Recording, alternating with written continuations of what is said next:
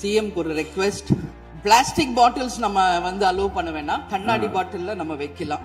அந்நியார் அவர் ஒரு நல்ல கருத்தை இங்கே சொல்லியிருக்கிறாரு. என்ற கோபம் வந்தால் தண்ணி பள்ளி கொண்டிருக்க வாய்ப்பு இருக்கிறது. தண்ணி பாட்டில் இருவதற்கான வாய்ப்பு இருக்கிறது சொன்னார்கள். ஒருவேளை அவருடைய தனிப்பட்ட அனுபவத்தின் காரணமாக அதை அவர் இங்கே குறிப்பிடுறாரா என்பதை நான் அறிய விரும்புகிறேன். 52 ஆண்டுகள் முடிந்து 53வது ஆண்டில் அடியெடுத்து வைக்கும் நமது முதல்வர் அவர்களுக்கு உங்கள் அண்ணன் கேப்டன் விஜயகாந்த் அவர்கள் சார்பாகவும் தேசிய முற்போக்கு திராவிட கழகத்தின் சார்பாகவும் எங்களுடைய மனப்பூர்வமான பிறந்த நாள் வாழ்த்துக்களை இந்த அவையிலே தெரிவித்துக் கொள்கிறேன். இன்றைக்கு நாம சட்டசபையில பேசுகின்ற உரை ஒன்று மேகதாது அணை பற்றியும் ஆளுநருடைய உரையை பற்றியுமான டிஸ்கஷன். சற்றேறக்குரிய 1.5 மணி நேரமா ஒரே டாபிக் தான் இங்க போயிட்டு இருக்கு. அந்த வாய்ப்பு அனைத்து சட்டமன்ற உறுப்பினர்களுக்கும் சமமாக வழங்கப்பட வேண்டும் என்ற வேண்டுகோளை பேரவைத் தலைவருக்கு நான் வைக்கிறேன். நிறைய பேருக்கு வாய்ப்பு கிடைக்குது, நிறைய பேருக்கு வாய்ப்பே கிடைக்காமையே போயிடுது. இது சட்டமன்றம், எல்லாருக்கும் ஈக்குவாலிட்டி, எல்லாருக்குமே வாய்ப்பு தரணும் பேசுறதுக்கு. அது நீங்க அவைத்தலைவர் அவர்கள் நீங்க அதை பார்த்துக்கோங்க. அதுக்கு அடுத்தது அன்று ஆளுநர் உரை, அது தமிழ்தாய் வாழ்த்தோடு ஆரம்பிக்கப்பட்டதை தேசிய முற்போக்கு திராவிட கழகம் மனப்பூர்வமாக அதை வரவேற்கிறோம். அதே போல ஆளுநர் உரை அன்றைக்கு ஆளும் கட்சியின் உரையாக இருந்தது என்பதை யாரும் மறுக்க முடியாது. ஒரு ஸ்போக்ஸ் பர்சன் மாதிரி ஆளுங்கட்சியை பற்றி மட்டுமே அவருடைய உரை இருந்தது. நமது தமிழ் மொழி தாய்மொழி, நம்மளுடைய அன்னை தமிழ் அன்னை. அந்த தமிழ் மொழியை நாம் சொல்றது செந்தமிழ் அப்படின்னு சொல்லுவோம். அதை நாம் கேட்கும்போது அது நம் காதுல தேன் பாய்ந்ததாக தான் நம்ம எல்லாரும் சொல்வோம். ஆனால் அன்றைக்கு ஆளுநர் உரையில் 37 நிமிடங்கள் அவர் பேசியதாக ஒரு குறிப்பு இருக்கு. ஆனா 37 தவறுகள், தமிழை பற்றி உச்சரித்தவை அத்தனையுமே மிக மிக ஒரு வேதனையான ஒரு விஷயமாக இங்க நான் பார்க்கிறேன். அதே போல இன்றைக்கு நம்மளுடைய பேரவையில முதல்வர் அவர்களுடைய பிறந்த நாள். முதல்வருக்கு ஒரு கோரிக்கை வைக்கிறேன். இங்கு நான் சட்டமன்றத்திற்கு வந்த நாட்களிலிருந்து அவை பணியாளர்கள் எல்லாருக்கும் இது மாதிரி ஒரு டம்ளர்ல ஒவ்வொரு இடமா போய் தண்ணி கொடுத்துக்கிட்டு இருக்காங்க. இன்னைக்கு நம்ம ரொம்ப அட்வான்ஸ்டா போயிட்டு இருக்கோம். இன்னும் ஸ்டில் அந்த ஓல்டு மாதிரி போயிட்டு இருக்கு. இல்ல ஒரே ஒரு விஷயம், அடுத்ததுங்க இது மாதிரி கொடுக்கறது ஒன்லி கிளீன்லினஸ் ஒண்ணு. அவை பணியாளர்களுக்கு நிறைய வேலை இருக்கு. ஒவ்வொரு டேபிளா அவங்க தவழ்ந்து கொடுக்கறது நமக்கே பார்க்கறதுக்கு ஒரு மாதிரி இருக்கு. ஸோ சிஎம்க்கு ஒரு ரெக்வெஸ்ட், பெட் பாட்டில்ஸ்ல ஒவ்வொரு டேபிள்லயுமே பாட்டில்ஸ் நீங்க குடி தண்ணீர் வச்சிடலாம். குடிச்சிட்டு அவங்கவுங்க இடத்துல அவங்கவுங்க வச்சிட போறாங்க. இதனால கவர்மெண்ட்டுக்கு எக்ஸ்ட்ரா செலவும் ஒன்றும் வரப்போறது இல்லை. அவங்கவுங்க இடத்துல வச்சிடலாம் அப்படின்ற என் கருத்தை நான் சொல்றேன். ஏன்னா இது டம்ளர்ல கொடுக்கறதும் அது மறுபடியும் கேட்கறதும் அவங்க வருவதும் அவங்களுக்கு நிறைய பணிகள்.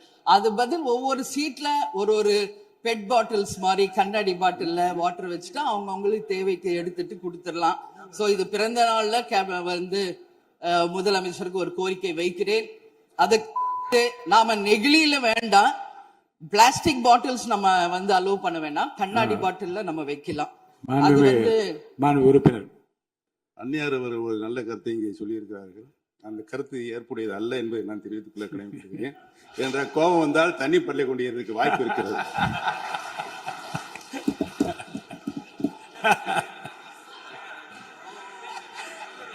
உறுப்பினர் பேசலாம்.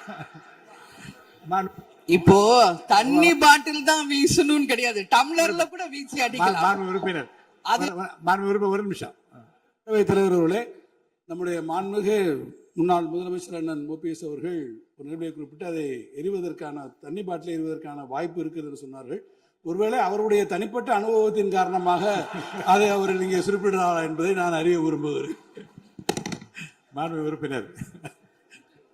ஏன்னா காலையில இருந்து ரொம்ப காரசாரமாவே போயிட்டு இருந்துச்சு. அதனால ஒரு ஹாப்பியா நம்மளுடைய முதல்வர் பிறந்த நாள்ல எல்லாரும் சந்தோஷமா இன்னைக்கு நம்ம அவையை செய்வோம். சோ பாட்டில் தான் வீசணும்ன்றது இல்ல, வன்முறைக்கு வேண்டும் என்றால் இங்க எதில் எவ்வளவோ இருக்கு, எது வேணாலும் வீசலாம். பட் நம்ம எண்ணம் அது கிடையாது. நிச்சயமாக தண்ணீர் என்றாலே பிரச்சனை தான் போல இருக்கு. அது காவேரி தண்ணீரா இருந்தாலும் டாஸ்மாக் தண்ணீரா இருந்தாலும் அது ஒரு பிரச்சனையா தான் இன்னைக்கு மக்கள்கிட்ட இருக்கு. உறுதியாக காவேரியிலும் சரி மேகதாதுலும் தமிழ்நாடு சட்டமன்ற உறுப்பினர் மட்டும் இல்ல, யாரும் அதற்காக விட்டு கொடுக்க போவதில்லை என்பது உறுதி. இன்னைக்கு நம்ம முதல்வர் அவரும் புதிதாக முதல்வராக இருக்கிறார். கர்நாடகா முதல்வரும் முதல் முறை முதல்வராக வந்திருக்கிறார். கேரள முதல்வரும் முதல் முறை முதல்வராக வந்திருக்கிறார்கள். சோ 3 முதலமைச்சர்களும் ஒன்று நட்பு ரீதியாக பேசி இந்த பிரச்சனைக்கு தீர்வு காணலாம்.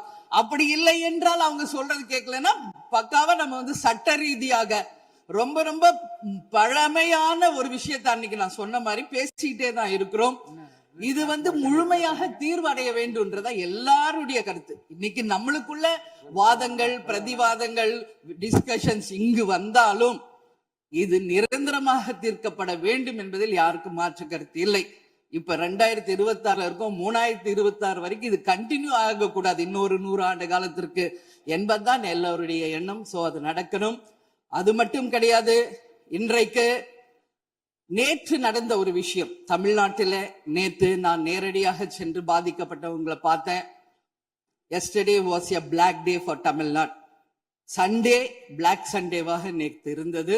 இதுவரைக்கும் தமிழகம் காணாத ஒரு பேர் விபத்து.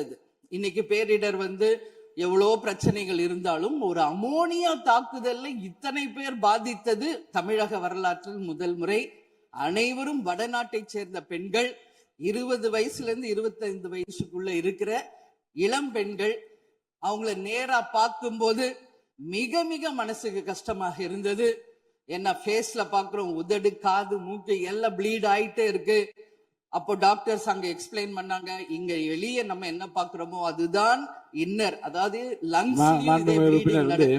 இதை பற்றி ரொம்ப விரிவான விளக்கத்தை எல்லாம் அமைச்சர் அளிச்சுட்டாங்க. சுருக்கமா அதான் நான் பார்த்தேன், சரியானதுதான்.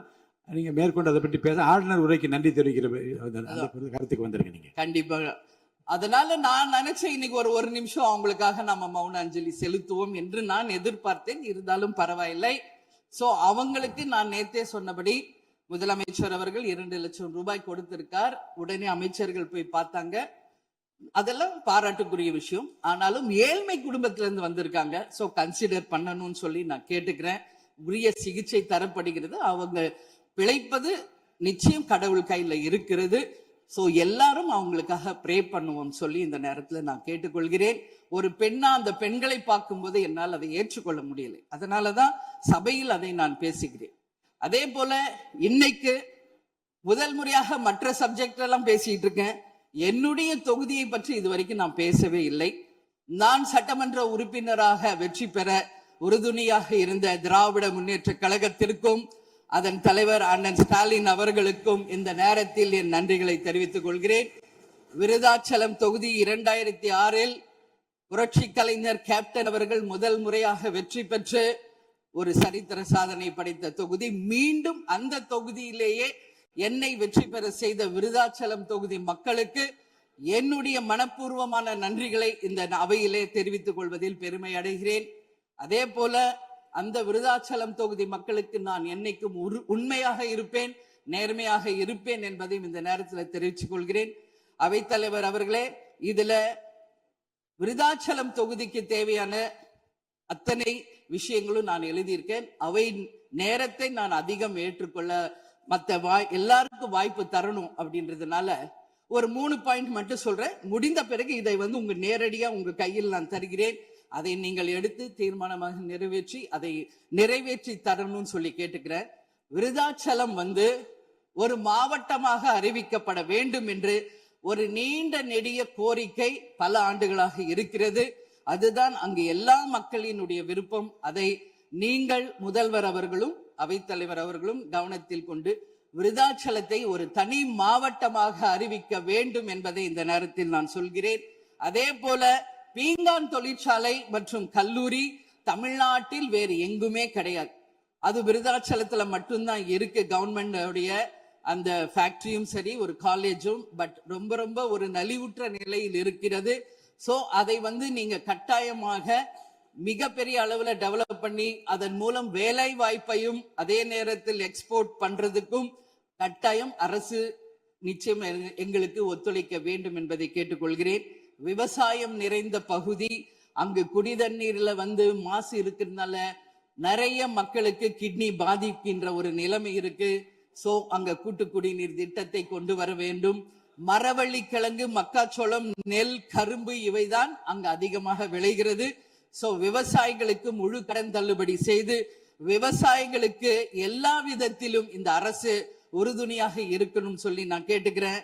அதே போல டெல்டா பிரச்சனை மட்டும் கிடையாது, இது தமிழ்நாடு பிரச்சனை.